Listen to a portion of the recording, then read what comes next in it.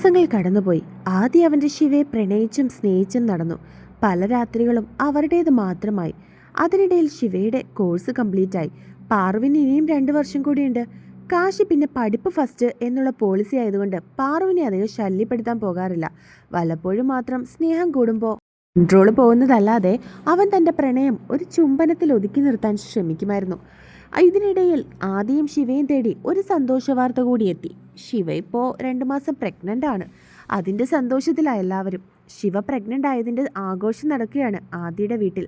രാത്രിയിലായിരുന്നു ആഘോഷം. ലച്ചുവും അനന്തനും കാശിയും പാറുവും ഒക്കെ ആദിയുടെ വീട്ടിലുണ്ടായിരുന്നു.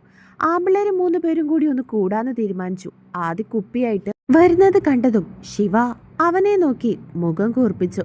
ഇത് കണ്ടതും ആദി കുപ്പി കാശിയുടെ കയ്യിലേക്ക് കൊടുത്തിട്ട് ശിവയുടെ അടുത്തേക്ക് ചെന്നു. ഒരുപാടൊന്നുമില്ല ശിവ, ചുമ്മാ എല്ലാവരും കൂടി കൂടിയതല്ലേ, ഒരു സന്തോഷത്തിന് നമ്മുടെ വാവ വരുമല്ലേ, അവൻ അവളുടെ മുഖത്തേക്ക് നോക്കി പറഞ്ഞു. അതുകൊണ്ട് മാത്രമാണ് ഞാനൊന്നും മിണ്ടാതിരിക്കുന്നേ. അവൾ കപടദേഷ്യത്തോടെ അവൻ്റെ മുഖത്തേക്ക് നോക്കി പറഞ്ഞതും അവൻ ചിരിച്ചു. ഞാൻ പഴയതുപോലെ ആകുമെന്ന് നിനക്ക് പേടിയുണ്ടോ ശിവ? അവൻ സംശയത്തോടെ അവളുടെ മുഖത്തേക്ക് നോക്കി ചോദിച്ചു. എന്നാൽ അവൾ അതിനൊന്നും മിണ്ടിയില്ല. ശിവ, നമ്മുടെ വിവാഹം കഴിഞ്ഞിട്ട് 2 വർഷമായി. നിന്നെ വിവാഹം കഴിച്ചതിന് ശേഷം ഞാൻ ഇന്ന് വരെ ഇത് കൈകൊണ്ട് തൊട്ടിട്ടില്ല. ഇന്നെനിക്ക് ഒരുപാട് സന്തോഷമുള്ള ദിവസമാണ്. നമ്മുടെ സന്തോഷത്തിൻ്റെ, കുറുമ്പിൻ്റെ, വികാരങ്ങളുടെ, അതിനുമപ്പുറം നമ്മുടെ പ്രണയത്തിൻ്റെ ഒക്കെ പല സുന്ദര രാത്രികളുടെ ഫലമാണ് നിന്റെ വയറ്റിലുള്ള ഈ തുടിപ്പ്. ആദ്യമായിട്ട് എന്നെ അച്ഛ എന്ന് വിളിക്കാൻ എനിക്ക് മാത്രം അവകാശിയായ ഒരാൾ. ഈ സന്തോഷം ആഘോഷിച്ചില്ലെങ്കിൽ പിന്നെ എന്താടി ഞാൻ ആഘോഷിക്കുന്നത്? അതുകൊണ്ടാ നിനക്ക് ഞാൻ വാക്ക് തരുക, ഒരിക്കലും ഈ മദ്യത്തിൻ്റെ പുറത്ത് ഞാൻ പഴയ ആദ്യം ആകില്ല, പോരെ? അവൻ അവളുടെ വയറ്റിൽ കൈവച്ചുകൊണ്ട് പറഞ്ഞതും അവൾ ചിരിച്ചു. ആമ്പിള്ളേർ കൂടിയപ്പോൾ പെൺപിള്ളേരെല്ലാം ഹാളിലിരുന്ന് വർത്താനം പറഞ്ഞിരുന്നു. പാറു ലച്ചുവിൻ്റെ കുഞ്ഞിനെ പൂർണ്ണമായിട്ടും ഏറ്റെടുത്തിരുന്നു. അവൾ ആ കുഞ്ഞിൻ്റെ കാര്യങ്ങളൊക്കെ നോക്കുന്നത്. ലച്ചുവിന് അത് കാണുന്നതുമായിരുന്നു സന്തോഷം. ശിവയെ ലച്ചു അത് നോക്കിയിരുന്നു. പിന്നെ അവർ 3 പേരും കൂടി സംസാരിച്ചിരിക്കുകയും ചെയ്തു. ആൺപിള്ളേർ കൂടാൻ പോയതാണെന്ന് പാറുവിന് അറിയില്ലായിരുന്നു. കാശിയാണ് അവളോട് അതൊന്നും പറയണ്ടെന്ന് പറഞ്ഞത്. ധ്യാൻ ലച്ചുവും അനന്തനും ഒഴിച്ച് വേറെ ആരവനെ എടുത്താലും കരച്ചിൽ നിർത്തിയില്ലെങ്കിലും പാറു എടുത്താൽ അപ്പം കരച്ചിൽ നിർത്തും. വലിയമ്മ എന്നതിനേക്കാൾ അവൾ കുഞ്ഞിൻ്റെ അമ്മയാകുമായിരുന്നു. ആമ്പിള്ളേർ കൂടലൊക്കെ കഴിഞ്ഞിട്ട് ഇറങ്ങി വന്നപ്പോൾ പാറു കുഞ്ഞിന് ചൂട് കാരണം ഡ്രസ്സൊക്കെ മാറ്റി അവൻ്റെ ദേഹം തുടച്ചു കൊടുക്കുകയായിരുന്നു. എടാ കാശി, അവൾക്കും കൂടി ഒരു കൊച്ചിനെ കൊടുക്കടാ. കണ്ടോ അവളുടെ ഒരു സ്നേഹം? അവൾക്ക് കുഞ്ഞുങ്ങളെയൊക്കെ ഭയങ്കര ഇഷ്ടമാ. അത് കണ്ടതും അനന്തൻ ചിരിച്ചുകൊണ്ട് കാശിയെ കളിയാക്കി. അവൾ കാശിയുടെ കുഞ്ഞല്ലേ, ഇനി എന്നാണോ എന്തോ അവൾ വളർന്ന് വലുതാകുന്നത്. ആദ്യം അത് ഏറ്റുപിടിച്ചു. പോടാ പോടാ, സമയമാകുമ്പോൾ എല്ലാം ശരിയാകും.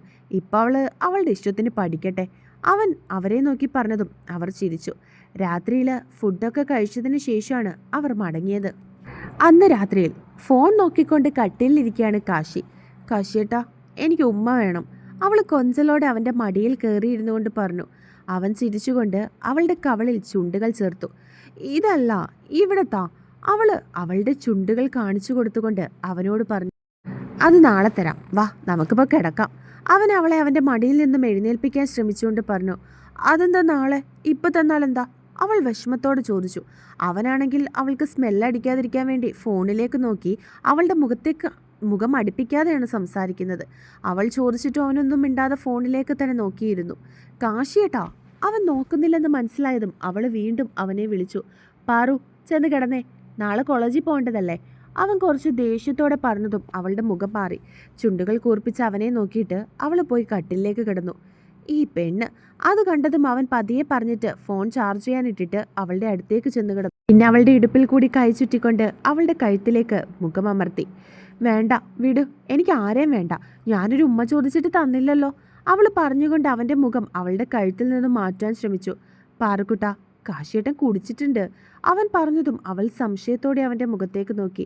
ശിവ പ്രഗ്നൻ്റ് ആയതിൻ്റെ ചെറിയൊരു സന്തോഷം, ഞങ്ങളെല്ലാവരും കൂടി സോറി. അവൻ അവളുടെ മുഖത്തേക്ക് നോക്കി പറഞ്ഞു. എന്നിട്ട് എന്നോടെന്താ പറയാഞ്ഞേ? അവൾ സംശയത്തോട് ചോദിച്ചു. അത് പാറു പറഞ്ഞ കാശിയേട്ടനെ വഴക്കു പറഞ്ഞാലോ? അവൻ ചോദിച്ചതും അവൾ മുഖം കൂർപ്പിച്ച് അവനെ ഒന്ന് നോക്കി. എന്താടി നോക്കി പേടിപ്പിക്കുന്നേ? അവൾ നോക്കുന്നത് കണ്ട് അവൻ ചോദിച്ചു. അപ്പോൾ എന്നെ പേടിയൊക്കെ ഉണ്ട് അല്ലേ? അവൾ കുറുമ്പോടെ തിരികെ ചോദിച്ചു. പിന്നെ എൻ്റെ പാറുക്കുട്ടനെ കാശിയേട്ടന് ഭയങ്കര പേടിയാ. അതും പറഞ്ഞ് അവൻ അവളുടെ കവളിൽ പതിയെ പിടിച്ചുകൊണ്ട് അവളുടെ കവളിലൊന്ന് കടിച്ചു വിട്ടു. ഓഹ് കാശിയേട്ടാ! അവൾക്ക് വേദനിച്ചതും അവളവനെ തള്ളാനും മാന്താനും ഒക്കെ തുടങ്ങി. അവൻ ചിരിയോടെ അവയൊക്കെ എതിർത്തു. പിന്നെ ചിരിച്ചുകൊണ്ട് അവളെ ചേർത്തു പിടിച്ചതും അവളും ഒരു ചിരിയോടെ അവൻ്റെ നെഞ്ചിലേക്ക് ഒതുങ്ങിക്കൂടി. നാളെ കോളേജിൽ പോകുന്നതിന് മുൻപ് പാറുക്കുട്ടൻ ആഗ്രഹിച്ച കിസ് കാശിയേട്ടൻ തരാട്ടോ. ഇപ്പം വേണ്ട, മദ്യത്തിൻ്റെ ചവർപ്പ് കുഞ്ഞിനും കിട്ടും. കാശിയേട്ടനത് ഇഷ്ടമല്ല. അവൻ പറഞ്ഞുകൊണ്ട് അവളുടെ നെറ്റിയിൽ ചുംബിച്ചതും അവൾ അവനെ ചേർത്ത് പിടിച്ചു.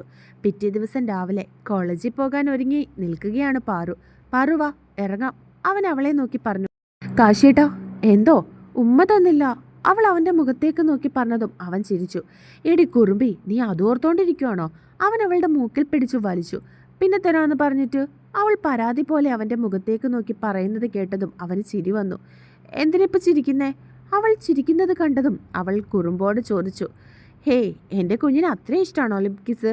അവൻ ചിരിയോട് ചോദിച്ചതും അവൾക്ക് നാണം വന്നു. നാണം വരുന്നു എൻ്റെ കുഞ്ഞിന്? അവൻ അവളുടെ താടിത്തുമ്പിൽ പിടിച്ച് ഉയർത്തിക്കൊണ്ട് ചോദിച്ചു. ഒന്ന് പോ കാശിയേട്ടാ, ഞാൻ പോവാ. ഈ കാശിയേട്ടൻ വെറുതെ എന്നെ കളിയാക്കുക. അവൾ അവനെ നോക്കി മുഖം കൂർപ്പിച്ചു. പിന്നെ അവിടെ നിന്നും പോകാൻ തുടങ്ങിയതും അവൻ അവളുടെ കയ്യിൽ പിടിച്ചു വലിച്ചു. അവളെ തിരികെ അവൻ്റെ നെഞ്ചിലേക്ക് ചെന്ന് വീണു. അവൻ അവളെ പൊക്കിയെടുത്ത് ടേബിളിൻ്റെ മുകളിലേക്ക് ഇരുത്തി. വേണ്ട, അവൾ പറഞ്ഞുകൊണ്ട് മുഖം മാറ്റി. വേണം, അവൻ ചിരിയോടെ പറഞ്ഞു. വേണ്ടാന്ന് അവൾ വീണ്ടും പറഞ്ഞു. വേണം, അവൻ പറഞ്ഞുകൊണ്ട് അവളുടെ പിന്തലയിൽ പിടിച്ച് അവൻ്റെ മുഖത്തിൻ്റെ അടുത്തേക്ക് അടുപ്പിച്ചു. പിന്നെ അവളുടെ കുഞ്ഞു ചുണ്ടിലേക്ക് അവൻ തൻ്റെ ചുണ്ടുകൾ ചേർത്തു. അവൾ ചുണ്ടുകൾ കൂട്ടിപ്പിടിച്ചു കുറുമ്പോടെ. പാറു, അവൻ കുറുമ്പോടെ വിളിച്ചു. അവൾ പുരികം പൊക്കി ചുണ്ട് കൂട്ടിപ്പിടിച്ചുകൊണ്ട് ചോദിച്ചു. ഉടനെ കാശി അവളെ ഇക്കിളിയാക്കാൻ തുടങ്ങി. അവൾ ചുണ്ടുകൾ വിടാതെ ചിരിച്ചുകൊണ്ട് അവനെ എതിർക്കാനും ശ്രമിച്ചു. കാശിയേട്ടാ, അവൻ്റെ കുസൃതി താങ്ങാൻ കഴിയാതെ അവൾ വിളിച്ചു. ഉടനെ അവൻ അവളുടെ പിന്തലയിൽ പിടിച്ച് അവൻ്റെ മുഖത്തിൻ്റെ അടുത്തേക്ക് അടുപ്പിച്ചുകൊണ്ട് അവളുടെ ചുണ്ടിലേക്ക് ചുണ്ടുകൾ ചേർത്തു. ഇപ്പം സമാധാനമായോ? അവൻ ചിരിയോടെ അവളോട് ചോദിച്ചതും അവളും ചിരിച്ചുകൊണ്ട് തലയാട്ടി. ദിവസങ്ങൾ ഓരോന്നായി കടന്നുപോയി. ഇന്നാണ് ആഷ്ലിയുടെയും റോഷൻ്റെയും വിവാഹം. അനന്തനെയും ലച്ചുവിനെയും കാശിയും പാറുവിനെയും ഒക്കെ അവർ വിവാഹത്തിന് ക്ഷണിച്ചിട്ടുണ്ട്. കാശി ഒരു ബ്ലാക്ക് കളർ ഷർട്ടും അതേ കരയുള്ള മുണ്ടുമാണ് വേഷം. പാറുവിനെ അവനൊരു ബ്ലാക്ക് ആൻഡ് റെഡ് കോമ്പിനേഷൻ പട്ടുപാവാടയാണ് ഇടിയിപ്പിച്ചത്.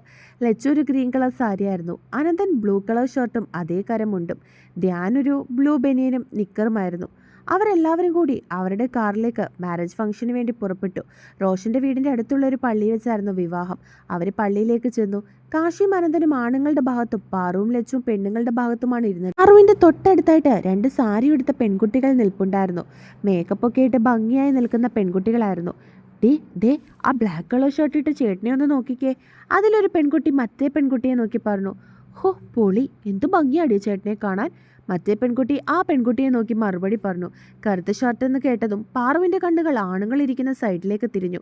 അവിടെ ബ്ലാക്ക് കളർ ഷർട്ട് ഇട്ട് കാശി മാത്രമേ ഉണ്ടായിരുന്നുള്ളൂ. അത് കണ്ടതും അവളുടെ ഉള്ളിൽ കുശുമ്പ് കുത്താൻ തുടങ്ങി. അവളുടെ മുഖം വീർത്തു വന്നു. അതാ ക്രിസ്ത്യനാണോ എന്തോ? റോഷൻ്റെ കൂട്ടുകാരൻ ആരേലും ആയിരിക്കും. ക്രിസ്ത്യനായിരുന്നാൽ മതിയായിരുന്നു. അങ്ങനെയായിരുന്നെങ്കിൽ വീട്ടുകാർ വഴിയൊന്ന് ആലോചിക്കായിരുന്നു. ആ പെൺകുട്ടി വീണ്ടും പറഞ്ഞു. അത് കേട്ടതും അവളുടെ മുഖം ഒന്നുകൂടി വീർത്തു. അവൾ ഉടനെ അവരുടെ അടുത്തു നിന്നും എഴുന്നേറ്റു. അവൾ എഴുന്നേൽക്കുന്നത് കണ്ടതും അവർ മാറിക്കൊടുത്തു. പാറു, എവിടെ പോകുക? അവൾ എഴുന്നേൽക്കുന്നത് കണ്ടതും ലച്ചു അവളുടെ കയ്യിൽ പിടിച്ചുകൊണ്ട് ചോദിച്ചു. കാശിയേട്ടനടുത്ത്. എനിക്ക് ടോയ്ലറ്റിൽ പോകണം ചേച്ചി. അവൾ ലച്ചുവിനെ നോക്കി പറഞ്ഞതും ലച്ചു അവളെ നോക്കി തലയാട്ടി.